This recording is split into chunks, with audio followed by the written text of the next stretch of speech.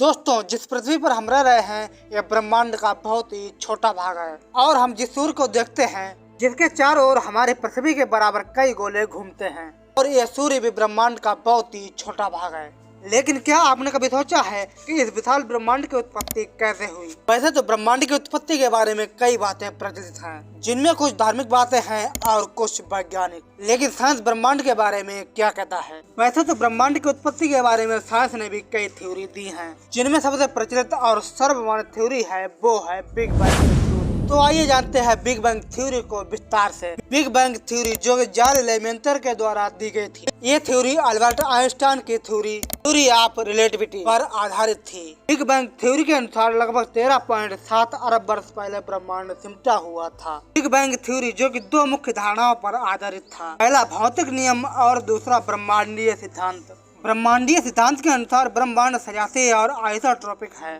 Big bang theory के according एक महाविस्फोट के कारण इसका सिमटा हर कण फैलता गया, जिसके फलस्वरूप ब्रह्मांड की उत्पत्ति हुई। इस धमाके में ऊर्जा का अत्यधिक उत्सर्जन हुआ, जिसके फलस्वरूप ब्रह्मांड अब तक फैलता ही जा रहा है। इस महाविस्फोट के मात्र 1.43 सेकंड के बाद समय और अंतरिक्ष की वर्तमान मान्यताएं अस्तित्व में आ चुकी थी और विस्फोट के मात्र 1.34 सेकंड में ब्रह्मांड 10 की घात 30 गुना फैल चुका था और क्वार्म, लेप्टॉन और फोटोन का गर्म दृश्य बन चुका था और 1.4 सेकंड में क्वार्म मिलकर प्रोटॉन और न्यूट्रॉन बनाने लगे।